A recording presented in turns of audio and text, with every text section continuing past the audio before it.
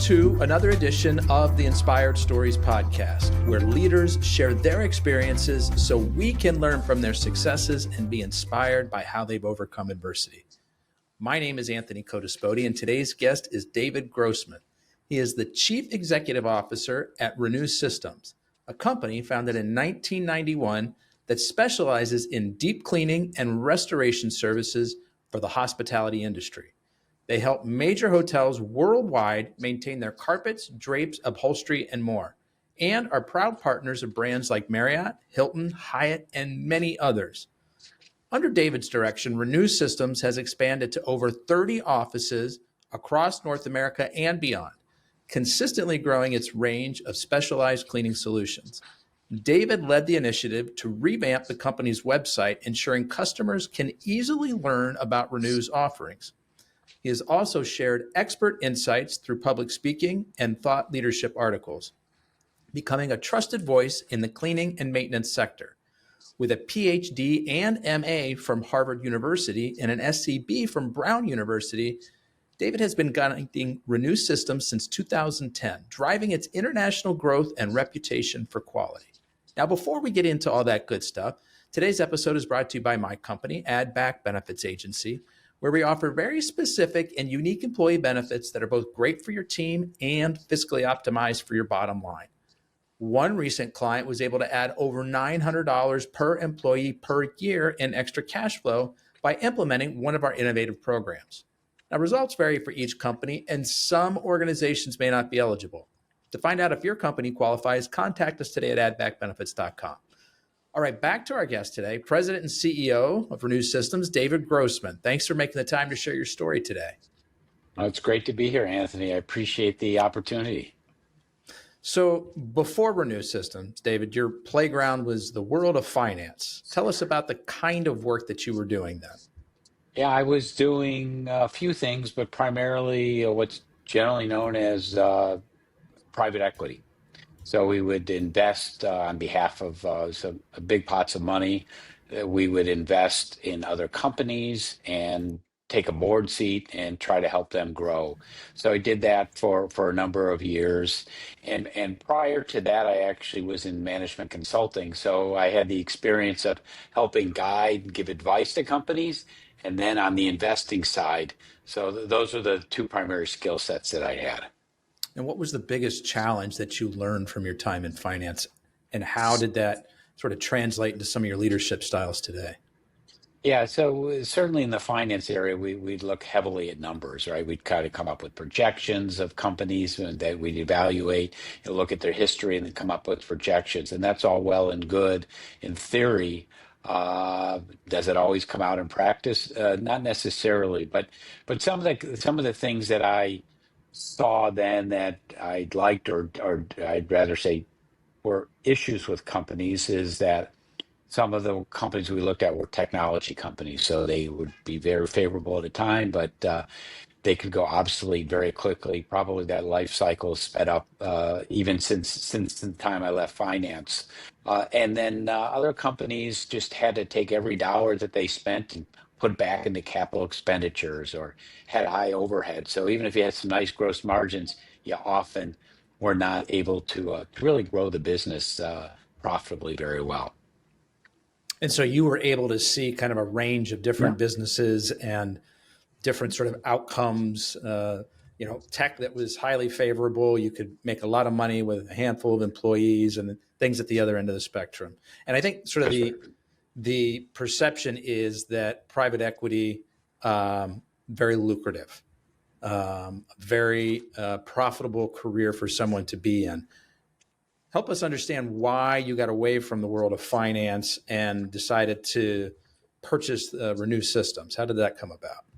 Sure. You're absolutely right. It can be very lucrative on the private equity side. I did it for several big banks, and I was fairly early in my career, and 3 times this happened to me. We would just get going, and the group was shut down. I was laid off 3 times, and as a young recently married individual whose wife was pregnant one the first time and and we had young kids the second and third time. It was very difficult to have to devastate, lose income, and try to find something else. And then when I did, start over again. So that was very eye-opening for me and set me down this path of, yes, it's risky to go out on your own and try to do something, but it's also risky sometimes to be part of a big organization where you could be doing great and suddenly things change for reasons well beyond your control. So that set me down the path. I mentioned earlier I had the consulting background, kind of helping run, or I should say more advise companies. And in college, I ran a small business and just had a lot of fun doing that. So that was always in the back of my mind if I could ever get back into that. So the stars were aligned. After the third time, my three strikes you're out. Well, that was definitely the what hit me. So I started looking for a business. I was very careful what I looked for. Had pretty strict criteria. So it took me a few years to find something. But ultimately, I found this company, which is now called Renue Systems, which was seemed to be a good business, just had gotten sleepy, and it met a lot of the criteria that I was looking for, and ultimately was able to purchase it, going in big on my own, going really putting a significant amount of my net worth as well as taking out a loan. So I was in pretty deep, which helped motivate me to try to help it succeed once I purchased it. So let's go back and kind of unpack a few things here. You mentioned that you started a small business in college and had a lot of fun with it. What was that business? That was actually the university newspaper. We were a separate company that we had to, sell advertisements. That was the days where you could actually sell advertisements in newspapers and sell subscriptions. But we didn't receive any outside money. We just had to make it on our own. So I just had a lot of fun doing that, and building a team and seeing us grow was just thrilling. Was this at Harvard, at Brown? Where was this? This was at Brown, yes. At Brown. Yes. Okay. And so this was the student newspaper that didn't exist before, or just like an It did alternative? exist. It did exist, and I joined Okay. it early and took over early and did it for an extended period of time while I was there, and then turned it over after I left. And we grew nicely, and uh, just part of the real reason we did it was the people that we brought in and Mhm. motivated them, and just had a lot of fun doing that. And some of these lessons were things that I always had in the back of my mind, which I've been able to deploy on a more meaningful basis with Renew. Like what? How were you bringing people in? How were you finding the right folks? How were you Yeah. motivating them? Yeah, the one of the things I learned between that and then frankly at when I was later as a consultant and an investor is that we would uh, really to try to have a small team of high quality people that would be compensated well, although compensation hopefully is not the only criteria that they look at, where they're really empowered. And that's what we did is and then that's been a key philosophy that we've taken to Renew, where again we've got a small team that really is very outwardly focused to our customers, and in our case also our franchisees. We spend very little time internally meeting. Everyone's empowered to talk externally, in fact encouraged, and has the ability to interact with all of our external shareholders, stakeholders, again, customers, employees, and partners. And I find that sometimes it is as you grow, you get too inwardly focused. And that's really been just a bias in the back of my mind to really try to keep the small business flair even as we've grown Renew. And I think a lot of that is just finding good quality employees, treating them well. And when you treat them well, you know your customers are going to be in good hands. So now I want to dive a little bit more into the three layoffs. You touched on it a little bit. Yeah. It was really hard. Your wife was pregnant. You had kids, little kids each time that it happened. But I want to kind of pull back the curtain a little bit more and like really go into that because and a lot of people listening have been through this. And if you haven't, like if you're without work for a period of time, it's really stressful. If you're without work and you've got a family, like, just kind of pile on the layers of stress there. How were you coping and getting through these times? Yeah, it wasn't easy. Fortunately, each time got a little bit easier, but it was difficult. And like you stop and when suddenly you're running hard and suddenly you're let go. I was literally about to head to the airport for a board meeting the first time it happened, and first you don't recognize it's happening, but then once you do, you realize, oh boy, it doesn't help to mope. So let's just focus on the future and just put my head down and started networking as much as I could. I was fortunate to get a few couple little consulting projects here and there. Um, but I think a lot of it is just the attitude that you have, and then that just forced me to double down on my efforts to try to find something. And I think it also teaches you that the power, the need to network, the need to treat people well, because you never know when that's going to come back to help you, which it did in my cases. So that and perseverance and keeping a positive attitude was very helpful. At the end of the day, I went back into relatively close to my career the first two times it happened. The third time, that's when I realized this isn't working. And I just need to take more control over my own destiny. What was happening each of those three? Were they just all completely different things, or is this just sort of normal pattern for the industry that you were playing in, where they just, I It's don't know, somebody just sort of decides on a whim? Yeah, it's fairly no, it does happen fairly often. The Now I was working at big banks, a Canadian bank once, and they decided, hey, this is just too much risk for what we want to do, and so that was one example. But it's not uncommon on Wall Street. Was it my particular performance? They all said it wasn't, and in all cases, it wasn't just me let go. But regardless if it was or wasn't my performance, I just had to face reality that when you're working for a big company, or whether it's on Wall Street or otherwise, sometimes you can be performing well and you just get unlucky. So it didn't help for me to dwell on why I was let go. I mean, I tried to analyze it. Did I do something wrong? Could I learn something from it for the future? But beyond that, it really is, hey, let's look for the future. And I got some nice experiences, and let me try to leverage that to something else. So you mentioned, the importance of networking, and a lot of people hear the word networking and it feels like a little dirty and a little slimy because of some of the experiences that they've had in the past. I'll certainly raise my hand for that. It felt like, going to these mixer events when I was a young professional, and everybody's handing out business cards and they're asking what you do. But really they're just waiting for an opportunity to talk about what they do. And can you say, and it just, so how do you approach it? Like, what's a more genuine and useful and real way to pull that off? Yeah, I, yes, the dirty word. Yeah, I guess and sometimes that's an appropriate way of looking at it. I think that, in my view, I try to. I'm not always good at this, but I try to be helpful. Maybe really see if I can help somebody and form a goodwill with them.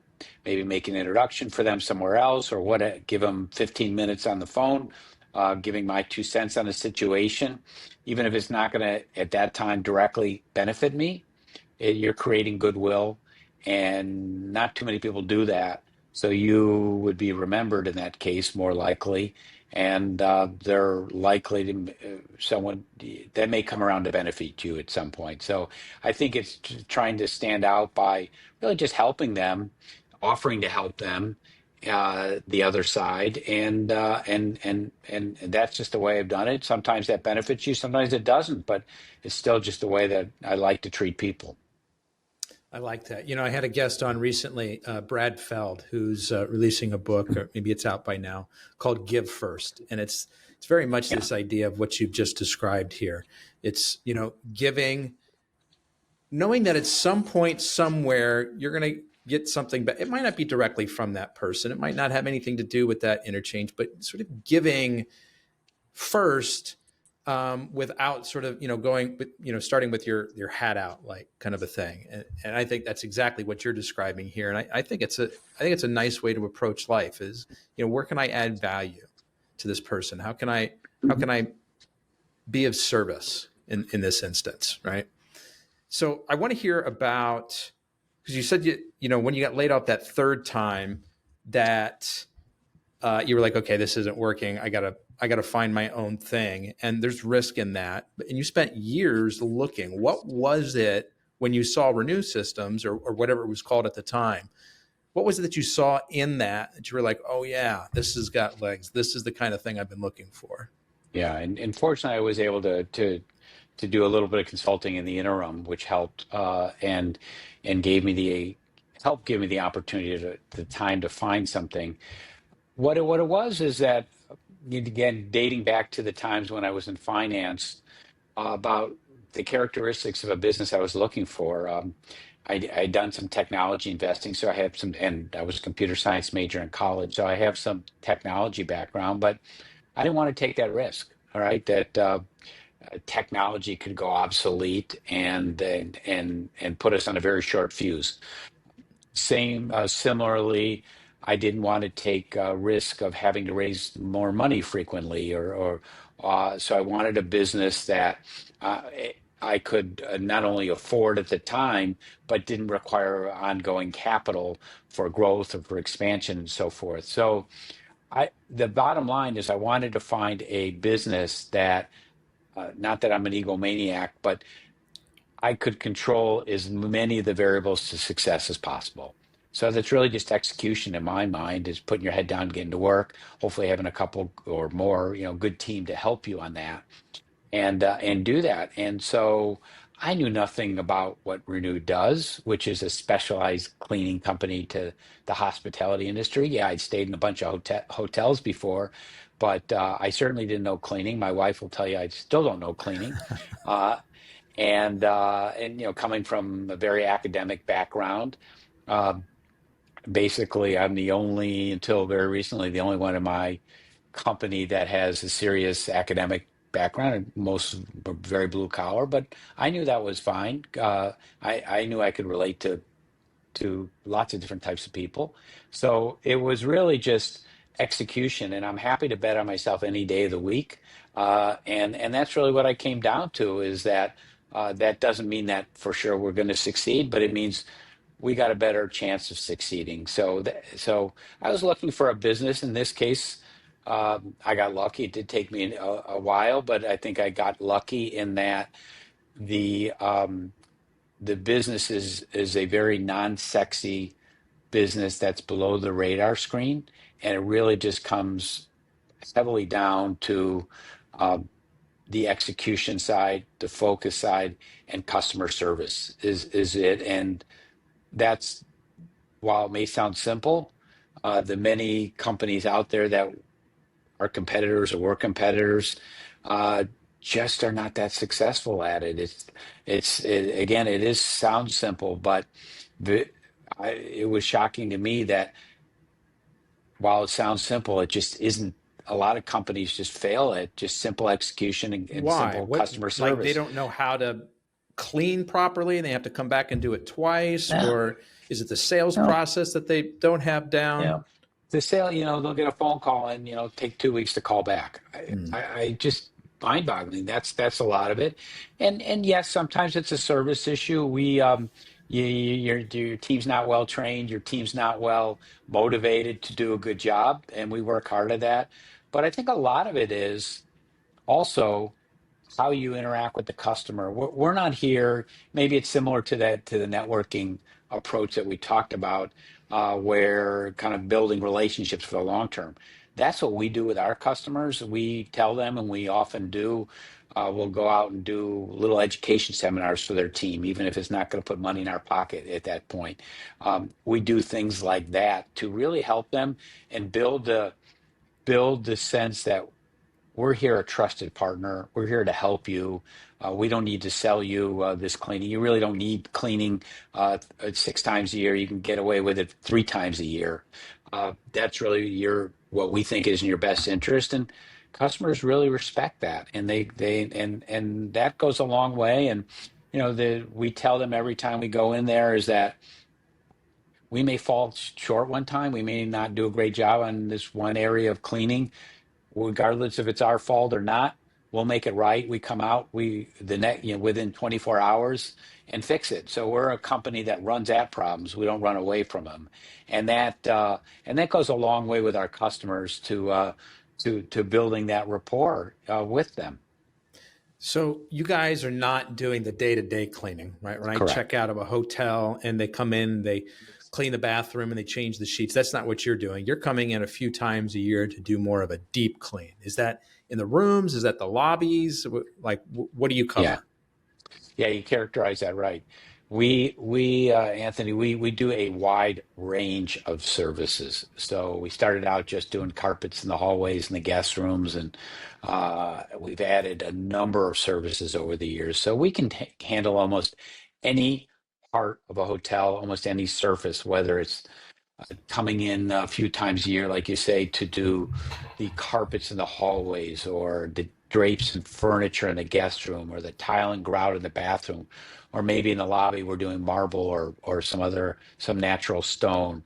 And we've added a number of other specialty needs because being very close to our customers, being very focused on the hospitality industry, we've gotten to know them well and answer any issues they have. So things like we can do odors when a guest cooks in a room, some of the kitchens that are in the room, or brings a pet in a room, or smoking, or we can handle the kitchen deep cleaning in the main kitchens there, chandeliers, escalators. You name it, power washing. We can do some external windows.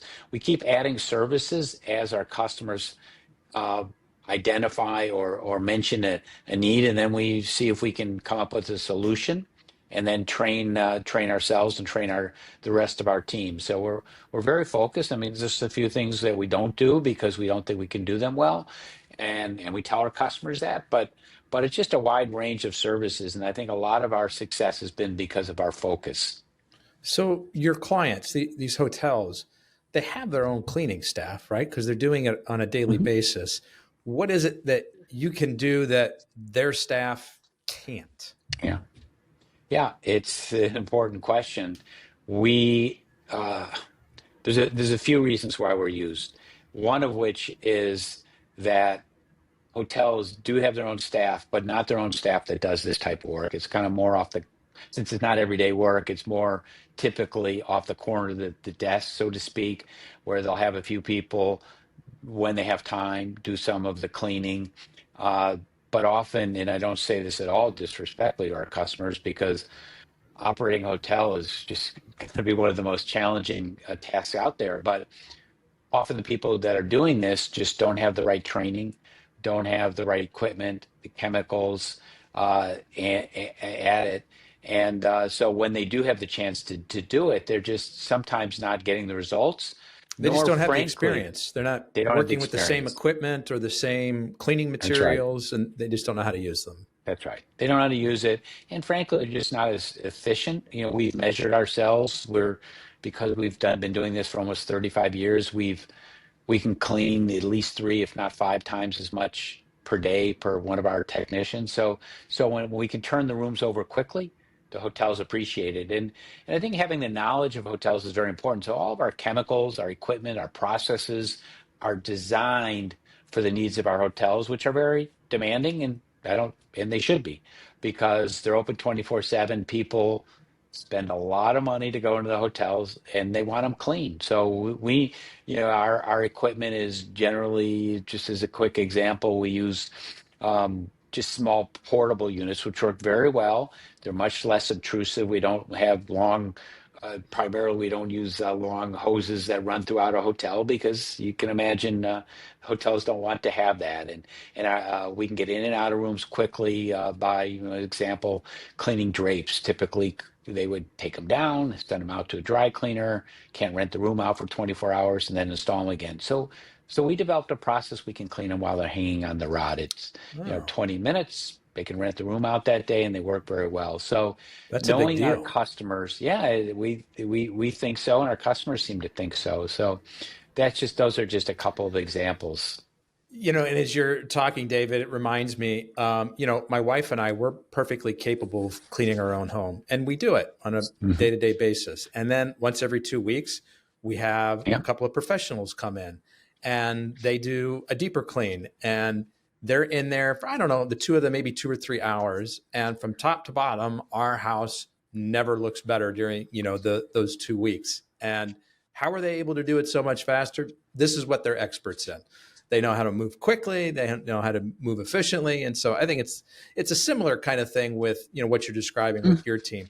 But what I'm curious about is why specifically hospitality. If you guys have this equipment, if you have these specializations, would it make sense to offer these to more businesses or to private residences? Yeah. Yeah, well, when we started in 1991, predating me, our founder was very young. He's 21 at the time. He taught himself how to clean carpets for homes, for restaurants, kind of a general cleaning company, but just saw how competitive it is to be a generalist. It's only gotten more so over those 30 plus years. So he thought, hey, how do I get an edge? And soon thereafter picked up a new customer, a small hotel, and so the light bulb going off, and ever since then we've been highly focused. In our case, it's the hospitality industry. Could it have been something else? Could have been healthcare? Yeah, possibly, but it just sort of worked out that way.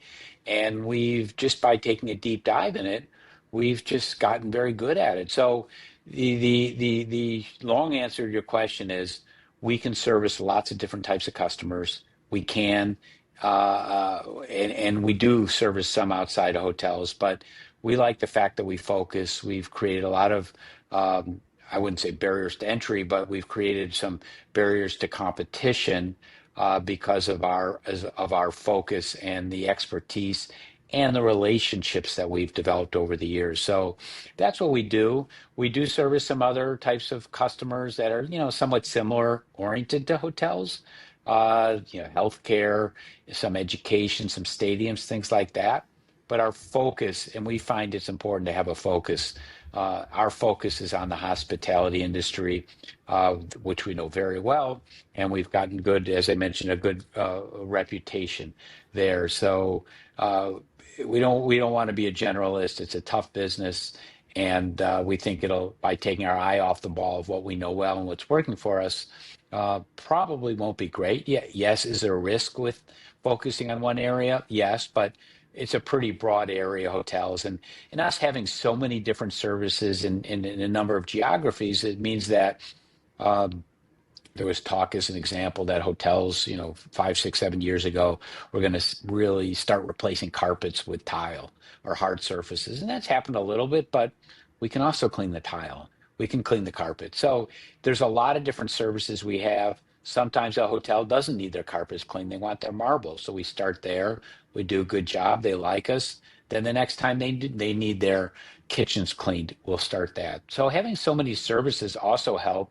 There are many of them are door openers, or it's a way of expanding. Once we start to serve customers with one service, they like us, we get a second one.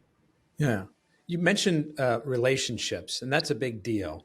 Your relationships with the hotels is what, kind of gets your foot in the door, Mhm. kind of keeps you there. How were these relationships established? Is it sort of each franchise locally kind of goes out and, forms a relationship with the local hotel operator, or is it that you've got, some sort of a national or a global relationship with some of the big brands? Yeah, it's more the latter, where we've been in the fortunate position to establish some nice long-term relationships with these big hotel brands, and that's really helped us then feed business down to the locations where we're at. I mean, we cover a lot of the U.S. We still have some nice cities available, and we're now expanding internationally. We're in 5 countries. So we're looking to continue to expand internationally with good franchisee partners who we find and train and support quite a bit. And the more, and it's somewhat, the flywheel, so to speak, is something that I've always tried to find, where the more locations that we are, say, the more Hilton hotels that we can service, the more valuable our brand is, and uh, the more our franchisees benefit from that. So, if we can help our big customers in more locations, then it just increases the value of the entire brand. So that's why we're looking. One of the reasons we're looking to continue to expand geographically is it increases our value throughout the entire company. So let's talk a little bit more about the franchise opportunity. What is it that you're looking for in a franchisee? Yeah. Whether it's, I don't know, previous business experience, personality, what have you found makes kind Yeah. of a good fit? It's something obviously we focus a lot on and try to get better every time we bring somebody in. And occasionally we don't succeed. We bring in someone, it just doesn't work out the way we all hoped. And it's unfortunate when it does, but it's just part of the we just have to expect that those are going to happen. I think we're getting better at it, but what we found is yes, there's a certain skill set of people that can manage a small team of blue collar workers, yet in our case interact with white collar hotel managers. And we teach them all how to do this because we're not looking for someone who's done this. We're looking for people that we think have the right skill set and importantly, mindset, the right that'll fit with our culture, which is a very collaborative with our franchisee. We run the business really as a servant model where we're really here to help our franchisees succeed. So it's very collaborative. We're very responsive to them, and encourage our franchisees to help each other. And we're doing a good job of that as well. So it's a skill set. Just kind of highlighted at the high level the skills that we're looking for, being able to manage a small team, uh, but really focus on more relationship based sales and doing that with our support. We open up a lot of doors with these relationships that we have in our marketing resources. So I think that's at a high level the types of folks we're looking for. Internationally, we tend to look for bigger teams, maybe companies that are in facility services or in cleaning or something in the hospitality industry. They and then Because they typically have even bigger territories. So those are people that we're tending to look for internationally. Where are you internationally right now? Right now, we are in aside from the States, we're in Canada. We're in Paris, France.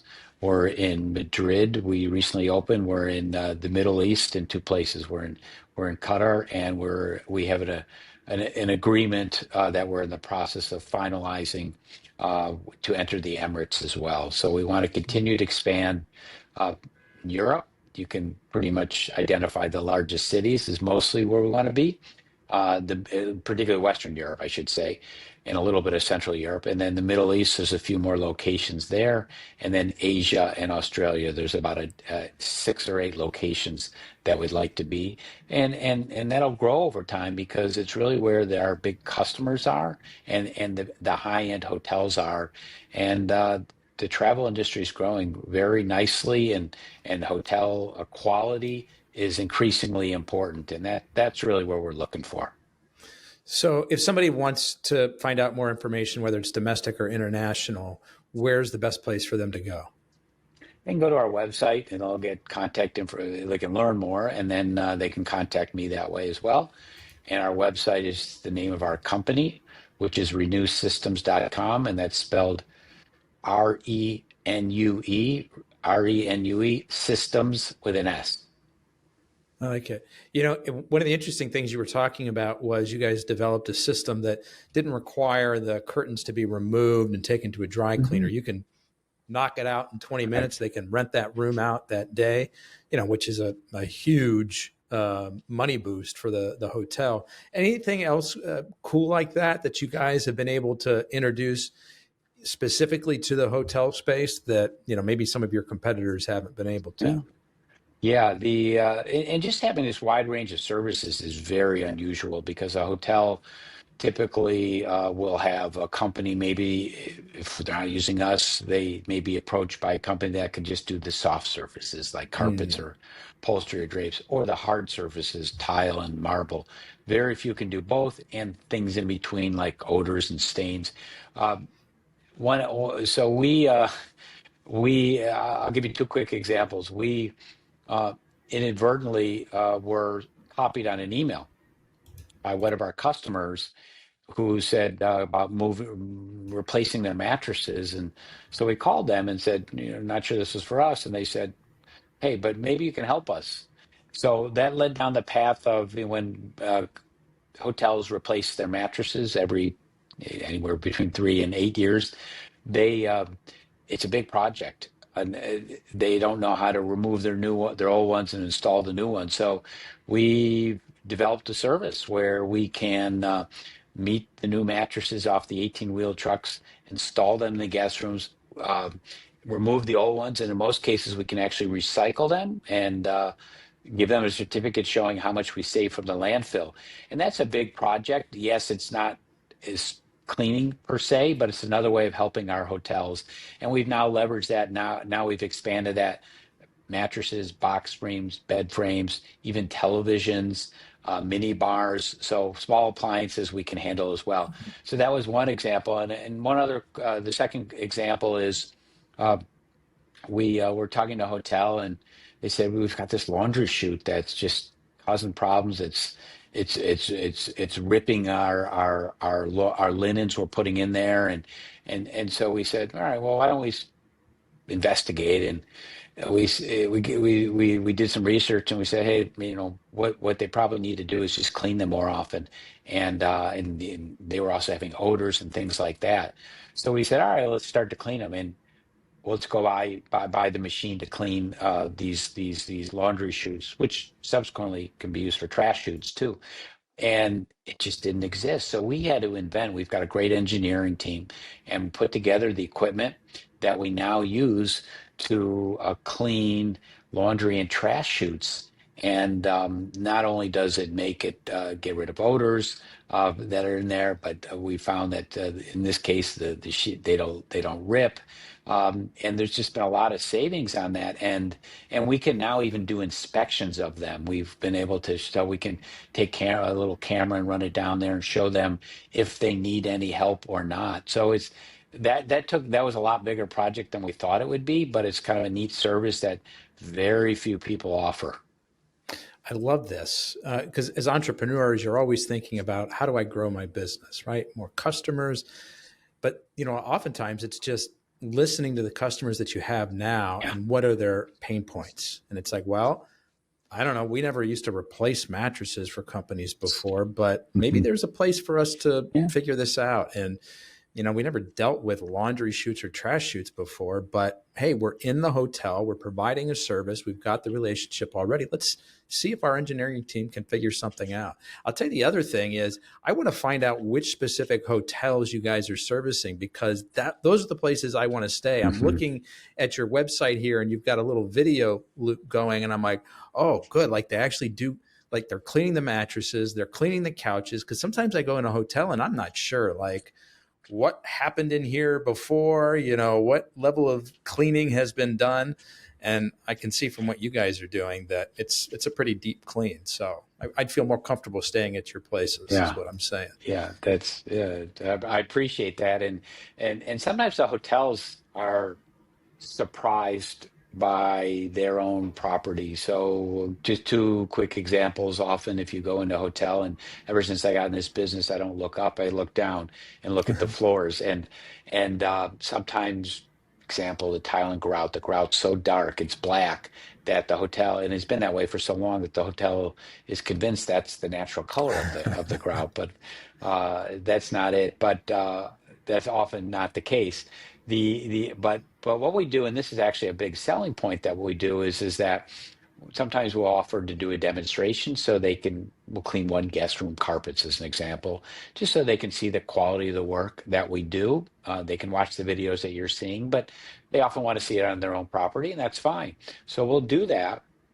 And then we'll open up our machine and just take a sample of the water, of the of the water that we extracted from their carpet, and put that in a see-through container.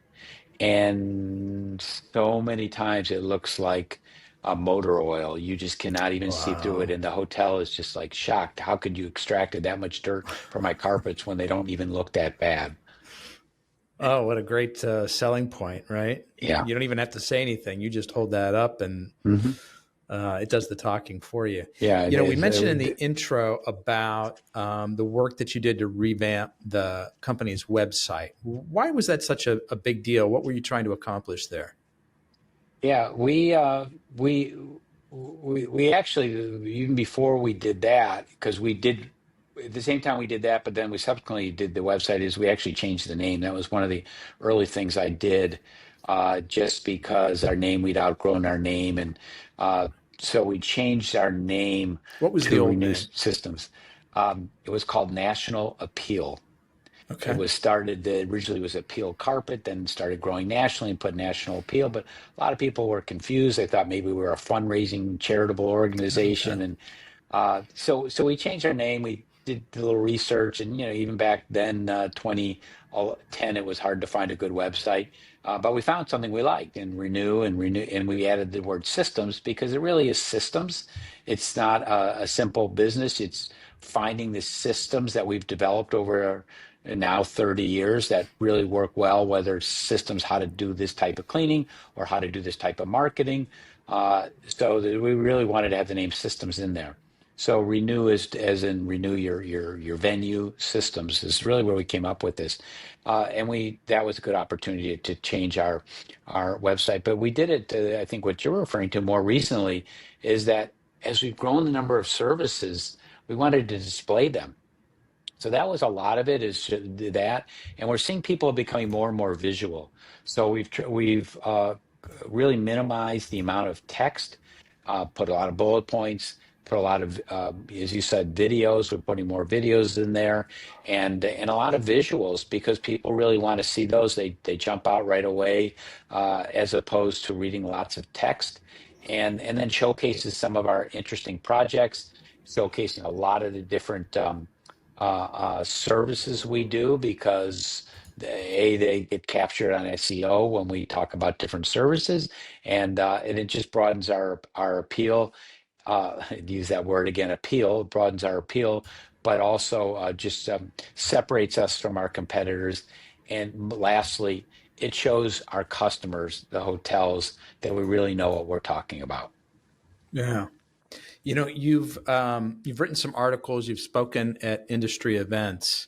What kind of topics are you covering? Like, are you getting into sort of the minutia of here's how you clean something? Are you talking about sort of general importance of doing these, 4 times a year cleanings? What kind of topics can Yeah. people get from you? Yeah, I think it's there's I would say there's a couple different areas. I don't get into the minutia of the cleaning. If we're in one of those settings, I make sure that I bring in one of my trainers to Because do as your that. wife has told us, you don't know That's right. cleaning even till It's not today. me. Okay, go ahead. That's right. We wouldn't be in business very long if it were up to me. But I've got a good team that does know it, and I leave the details to them when I talk about those things. Um, but I focus on a few things. One is either talking about growth strategies for growth or marketing ideas, things like that, which is really where I focus a lot of my effort on that and people. Those are the two areas that I focus on: growth and people in general, and not really in that order. But I think what I also like to talk about is. We're talking about the cleaning, helping the customers, the hotels. So that's one area, how we can help hotels. Uh, the other areas, we're a franchisor, as you mentioned. So I like to really talk a lot about franchising, not something I knew about. And I wasn't looking for a franchise business per se when I was looking for a company to buy. But the more I learned about it, I just thought it was an interesting way for a couple reasons. One is it's scalable. So for us to grow, we need less. If we want to set up a new location, that's fine, and we have done that, company owned as opposed to franchise. But it does require more operation focus and requires capital.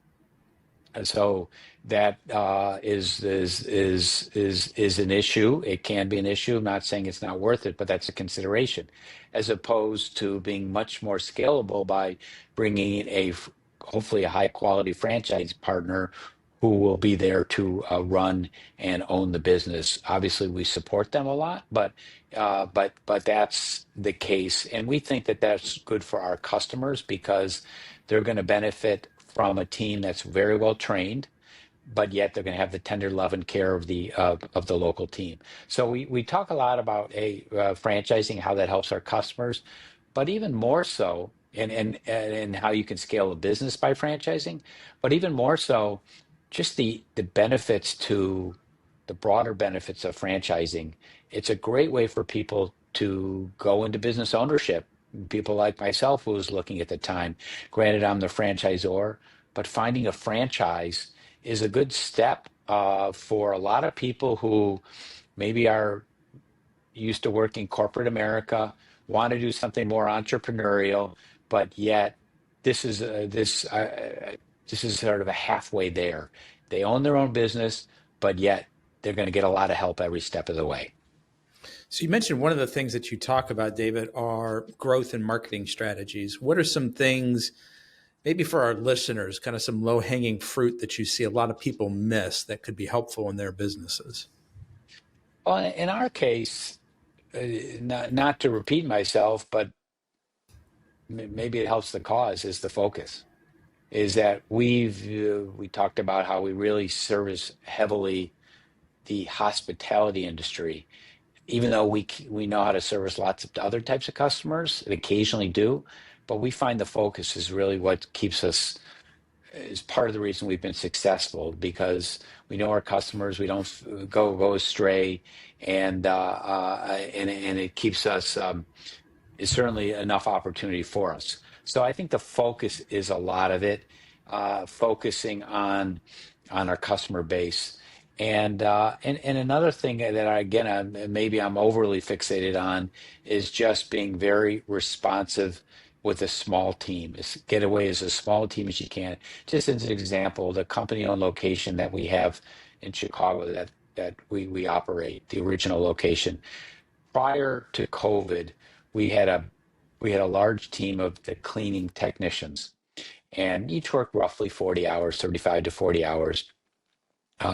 We After COVID, when a different world, we although we made it through COVID fine, when we came out of COVID, we changed our model, where now we have a smaller team of technicians that all but two of them want as many hours as we can give them. So we're doing a lot of overtime.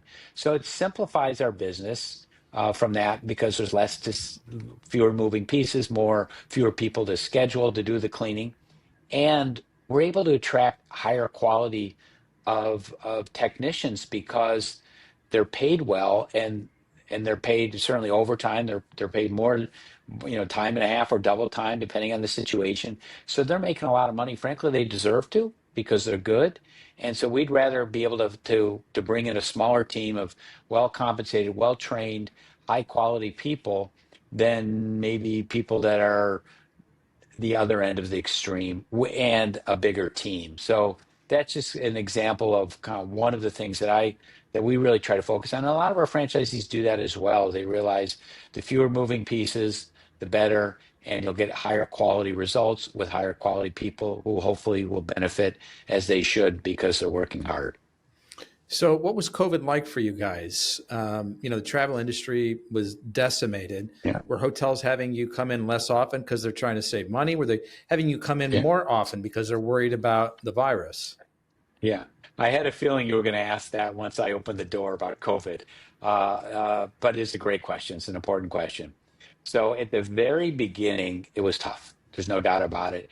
But we got as much warning about it as possible, if anyone could, just because we had a company-owned location. So we started to see some of our customers are canceling, and then that became a lot in a very short period of time, unprecedented.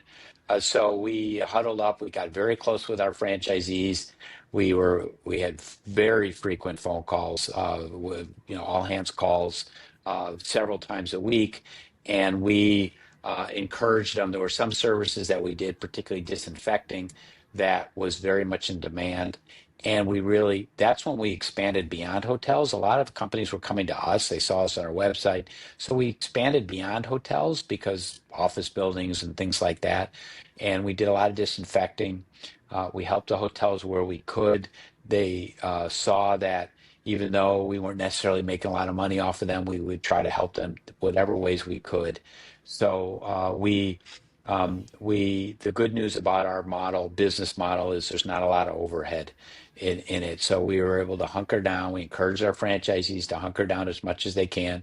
And, after a couple months, things started to pick up and got a little better. And by the end of 2020, we were basically at this more or less the same level of sales as we were at the beginning of the year, and learned a lot from there. So we I won't say it wasn't easy, and it was scary, and of course for all of us not knowing how long it would last, and we did have to let go a number of the workers, unfortunately, but many of them have come back, and we've been able to keep our customer relationships. In fact, probably strengthen them because they saw we did whatever we could to help them, in a short time, in a difficult environment, and even when we weren't making a lot of money doing it. Plus, it broadened us a bit out of hotels, even though that's still our main focus. But some of those customers we picked up then, we've been able to maintain. So that's it. And I think we got smarter. I think we were always lean, but I think we've gotten even leaner, better business practices. I mentioned one example of how we treat and view our workforce. I want to ask a little bit more about that, because you talk about Sure. getting lean, and I can see, one of the advantages of kind of reducing your headcount is, you've got a stronger core of people, right? And the people that you have are more reliable. But if I'm doing the math in my head right, the cost of your payroll is going up because you're paying those folks more because overtime is time and a half or double time. Am I sort of thinking about that in the That's right right. way? Okay. That's right. Absolute. That's the trade-off. But sometimes, for those extra projects, we may charge more. If it's night work as an example, we'll charge more for it. And other times, we're still finding that they're just more efficient. We're just because sometimes, the work isn't always consistent. So if you've got less work one week, this way they'll just get less overtime or maybe no overtime, as opposed to trying to find hours for some people that we don't have hours for. So there's definitely that trade-off as well. I mean, I'm not saying this approach works well for every business, of going that approach, but for us it does, because that way we pretty much know they'll always get roughly 35 to 40 hours, usually get more. But in the previous world, there would be some weeks where things were quieter and they'd be getting a much less paycheck, or we would top up their paycheck anyway. So there's some of that. And I also think that we've now, to your point, gotten a better quality team, and they appreciate what we're doing. They, not saying they don't deserve to make the money, but they appreciate this structure and that we're working hard to get them as many hours as we can. And I think they're just more efficient because we're able to pay them more, get a higher quality team. So it's there are some benefits of this, even if occasionally it may cost us more. Gotcha. So payroll might cost you more because you're paying time and a half or double time, but you like being able to give your employees more regular, more steady hours, and in some cases Mhm. extra hours, because it helps keep the good people with you longer. And That's that's right. really what is most important here. Yeah. Mhm. David, what's your superpower? Set humility aside. What is it you do the best? Yeah. The It's funny. I went to this exercise a few years ago. which I'm not sure why I did, but I sort of got roped into it, and I'm glad I did. I mean, I think I'm a very disciplined person. That's one thing, and but at the end of the day, kind of a more formal, um, more formally put it, is that uh, you mentioned my education, and uh, part of the back of my mind, possibly of going and getting a PhD. Maybe I want to teach. I realized midway through getting a PhD that certainly I didn't want to stay in academics or become an academic because the research, it just wasn't something I wanted to do. But I did always kind of have in the back of my mind the teaching aspect and like that. So I think for me is that just you know modeling productive. I'm going to read what it was, because it's probably just better to come from here. Is that modeling productive behaviors needed to help people achieve their goals? And when this person that does this for a living kind of came up with that, I think there's a lot of truth to that. And that combines the aspect of teaching, and that combines the aspect of franchising, setting examples for our franchisees. So I think that's a lot of it, and it's discipline, it's repetition, it's hopefully modeling good behavior. So it's a combination of all that, but I think that's a lot of it.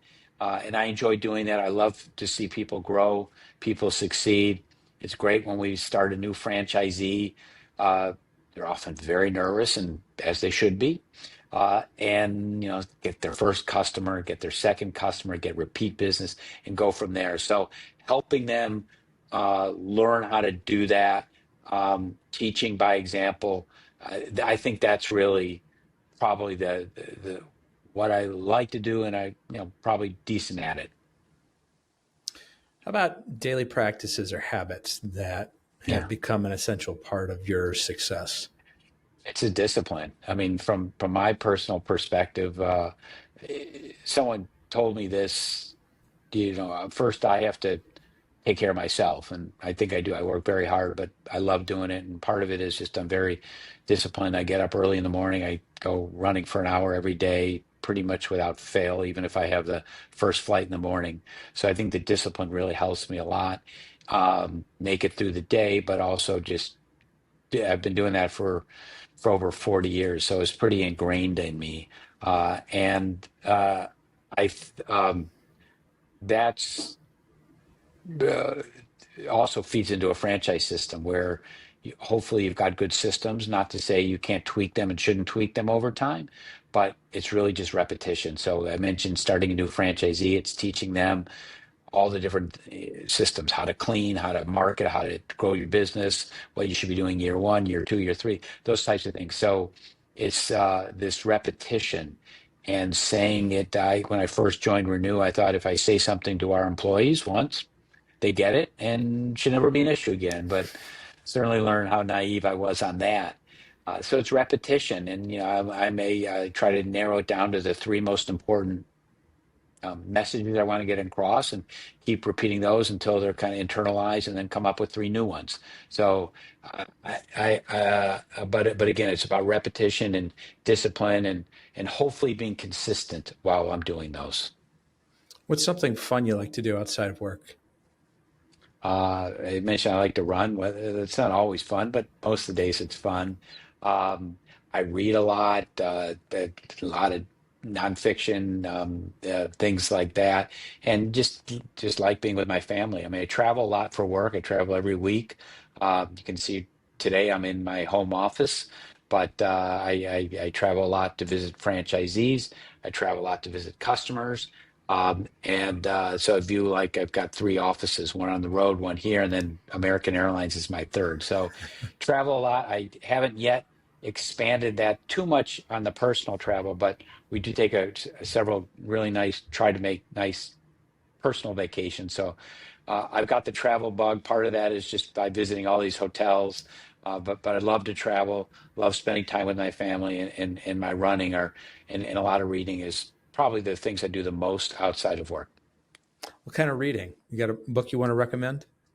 Yeah, there's one probably from most relevant to here, probably the author I like the most and have learned the most from is is Jim Collins of Great by Good to Choice great. fame. Yeah, I love the Good to Great. I think that's just a great book about it. And I think Great by Choice, even though probably less famous, may even be a better. At least resonate with me. But they're both terrific books, and I've learned a lot from that. I've read them more than once, and I just think pretty much everything he does, I just really respect very heavily, and try to learn from his writings. David, sometimes our biggest mistakes in the moment become our greatest teachers. You think of a moment in your career that seemed like a setback at the time, but actually propelled you forward? Yeah, uh, I think the biggest is, as I mentioned, certainly about the layoffs, and it's tough and it's a personal blow, and um, but I think it also teaches you to reevaluate and say, hey, maybe there's other things that ways of looking at the world, or it broadened me, shall I say, because while I was always thinking maybe someday I could run a business, uh, this forced me to do it, and so I think sometimes there's resiliency, and I'll take that kind of at a lower level, is that there are many times like we'll go to a project to a customer and we just fall short. It's often not our fault, but it happens. But it's how you deal with the aftermath. I think, whether it's a layoff or in this case a project that goes south, that I think is how you deal with that really separates you, and you can learn. Um, we often will come out better, stronger relationship with the customer after we have an issue than we did beforehand, because they see the way that we handle it. This turning lemons into lemonade is something we talk a lot about. Um, and I think that's something that, it sounds horrible at the time. You make a mistake, but I think you're always going to make mistakes. Certainly in our case, we're a service-based industry working in a live environment. These are going to happen. But it's setting the expectations of the customer and then dealing with it in a very responsive manner. So, and why I tie that again back to my layoffs is, it's just sometimes bad things happen. Maybe they're your fault, maybe they're not, but it doesn't make sense to dwell on it. Just deal with it.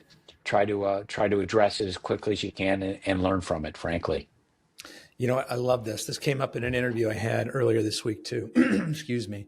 And I do think it's if people have the right mindset, it becomes an opportunity to deepen the relationship with the client. Everybody's embarrassed, upset. There's some hard feelings when a mistake is made, but how you handle that in that moment says a lot to your customer about who you are and how you're going to continue to show up for them in those hard moments.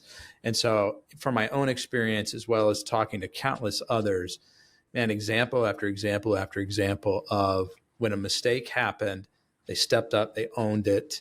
Sometimes they took it on the chin financially to fix it, but that relationship is deeper, stronger than ever. They've got more referrals from those types of customers. And so I'm glad to hear your story kind of echo that message, that I think sometimes other people are sort of hesitant, reluctant to kind of to take those kinds of those kind of active steps in the moment that you need to fix it. Yeah, I don't disagree, and we're trying to teach our team to do that. I think we're doing a pretty good job at it. But you're right; it's not necessarily your first instinct to do that. No. David, I've just got one more question for you. But before I ask it, I want to do two things. Excuse me. For everyone listening today, just pause for a second, open up your podcast app, go ahead and hit the follow or subscribe button. I want you to continue to get more great conversations like we've had today with David Grossman from Renue Systems. And it's also a great way to help the show, help other people find us. And if you've got a spare moment, you can even leave us a comment or a review. David, I also want to let people know the best way to get in touch with you or the company or to follow your story. What would that be? Probably the best way, certainly our website, as I mentioned, renewysystems.com. LinkedIn, we're very active. I'm very active. I'm happy to connect with you and to follow each other. But that you'll see a lot because we do a lot of posting at my not only Renue but my personal one, and then also happy to give out my email address and speak or connect with any of you. It's my name, David Grossman, Grossman at renewysystems.com. As you can tell, I really enjoy talking not only about our company, about franchising, about business. So we don't have to speak directly about something again that's going to benefit me. I'm happy to connect and talk if you find that all helpful. That's very generous of you. And we'll make sure we include links to all of those items in the show notes. So last question for you, David. As you look forward, call it the next 2 years in your industry, what are some of the most exciting changes coming that you can't wait to be a part of? You know, my industry, I don't want to sound naive or taking things for granted or just dense, but we don't have a lot of change in this world that we're in where there's a lot of change. We're not a sexy industry. Where there's no technology comes very slow to us. I'm not too concerned in the near future of what we do about being replaced by robots, just because it's very customized to what we do. They'll help hurt some areas of cleaning, but not us so much. So there's not a lot of change that comes to us, which we like, and not saying we're not aware of it. We go to the trade shows, we see lots out there, we do a lot of testing, but we like the fact that our strategy, I'd be surprised, is not the same in 2 years, 4 years, 2 years ago, 4 years ago, it is now. It's just this blocking and tackling, occasionally adding a new service here or there, treating our employees well, who will ultimately treat our customers well, treating our franchisees well, largely controlling our own destiny, not so much worried about potential customers, because if we're servicing our customer, ultimately servicing our customers well, and our franchisees are going to grow, our number of franchisees is going to grow, and this flywheel will happen. So I kind of like that in this world. A lot of our success is really up to us, and that's pretty refreshing and gives me a lot of confidence. And I'm as energized now as I was when I began over 15 years ago. David Grossman from Renue Systems. I want to be the first to thank you for sharing both your time and your story with us today. I really appreciate it. Anthony, this was great. I had a lot of fun doing it. Thank you for the questions. Folks, that's a wrap on another episode of the Inspired Stories podcast. Thanks for learning with us today.